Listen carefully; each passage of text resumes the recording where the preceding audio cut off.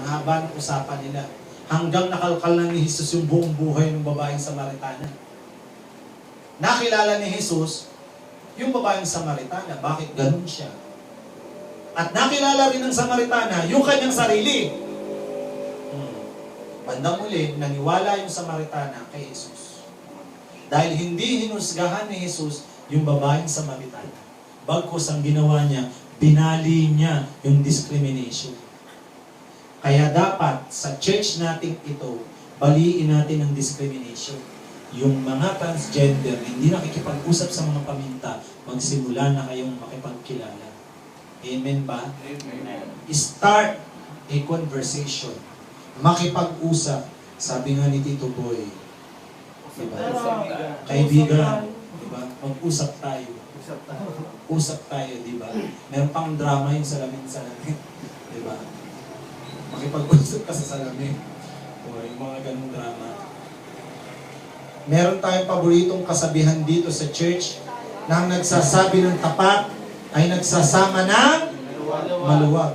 At sa palagay ko, mawawasak natin ang discrimination sa pamamagitan ng pakikipag-usap ng tapatan, pakikinig ng tapatan, at pag-unawa ng tapatan. Andiyan ba kayo? Yes. Amen. Sa mga kapatid, tayo dapat ang magsilbing liwanag sa lugar na ito. Kung tayo may mga kapitbahay na katulad natin, na hindi natin kinakausap dahil inuusga natin sila, simulan na natin tanggalin yung panghuhusga. Diyan ba kayo? Yes. Kaya ang sabi ni Apostol Pablo sa Galatia 3:28, wala nang pagkakaibahang Hudyo at Griego, ang alipin at ang malaya, ang lalaki at ang babae, kayong lahat ay iisa na dahil sa inyong pakikipag-isa kay Kristo Jesus. Andiyan ba kayo?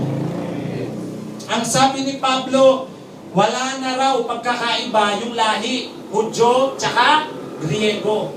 Wala nang pagkakaiba yung social status, yung alipin na mahirap at yung malaya na mayaman. Andiyan ba kayo? Yes. At wala na rin daw pagkakaiba ang lalaki at ang babae. Anong sabi? Kayong lahat ay iisa na dahil sa inyong pakikipag-isa kay Kristo. Andiyan pa ba kayo? Yes. Kaya mga kapatid, dapat tayo dito sa church na to maging pantay-pantay ang tingin natin sa mga tao. Tingnan natin sila na sila ay larawan ng Diyos. Sabihin mo sa katabi mo, nakikita ko ang Diyos sa iyo. Nakikita ko ang Diyos. Sabihin mo ulit sa kaliwa mo, nakikita ko ang Diyos sa iyo. Sa'yo. Wala daw siyang makusog sa kata. Yes, parang salamin. Okay. Sa mga kapatid, Subang. alam nyo, pag nawala, hindi, tinatanong ako sa Facebook paano daw mawawala ang discrimination totally? Sabi ko, hindi mawawala yan totally. Ang pwede lang natin gawin ay simulan natin ng pagbabago sa bawat isa sa atin. Sa sarili muna natin. Kapag nabago natin yan, tapos lahat tayo natuto na huwag mag-discriminate, dadami yan. At lalong dadami ang hindi na magdi-discriminate hanggang sa dumating ang panahon, lahat halos tayo hindi na nagdi-discriminate. At meron akong pangarap na sana sa Pilipinas, isang araw, wala ng discrimination. Ang mga bars, papapasukin na nila lahat kahit sino. Ang mga simbahan, papapasukin na nila doon kahit sino. Sa mga trabaho, papapasukin na nila kay bakla ka, kay hindi. Buti pa sa call center, walang discrimination sa call center. Kahit mga trans, kahit mga paminta, kahit mga ano, pasok sa call center. Diba? Kaya namamayagpag ang mga bakla doon no? Sa call center, mga nagiging team leader, manager.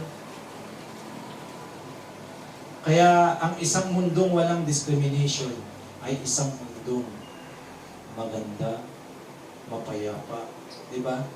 At tahimik. Pero sinong gagawa niyang mundong yun? Sino? Tayo. Tayo. Tingnan mo katabi mo. Sabihin mo sa kanya, ikaw. Sure ka ba? Yes, I'm Ikaw. sure ka ba? I'm sure. Sabi ko, ikaw. Ako eh. Ikaw. Alam mo yan. Mga kapatid, sa issue ng discrimination, tayo rin ang sagot dyan. Kaya tayo ang gagawa. Amen? Amen. Tayo manalangin. Panginoon, Ikaw ang Diyos na hindi nagtatangi ng tao. Ikaw ang Diyos na hindi tumitingin sa aming panlabas na kaanyuan.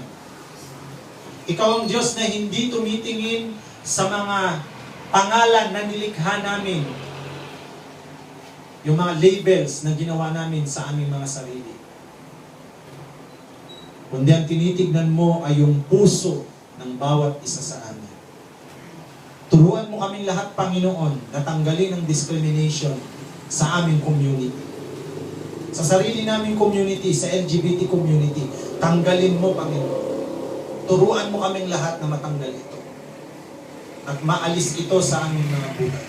Upang sa gayon, Panginoon, makita ka sa aming mga buhay at maniwala sila na tunay nga na ang Diyos na aming sinasamba ay isang tunay na Diyos na kumikilos sa panahon ito.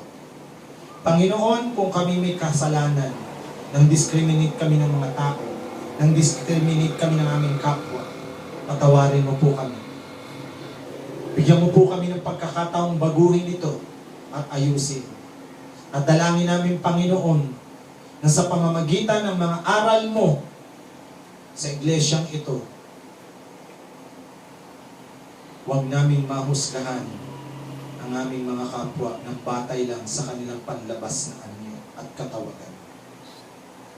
Maraming salamat po, O Diyos, sa gabing ito, sapagkat lagi kang mabuti sa buhay ng bawat isa sa amin. Ito po ang aming samot panalangin sa pangalan ni Jesus kasama ng Espiritu Santo, magpasawalang hanggan. Amen. Tayo pong lahat ay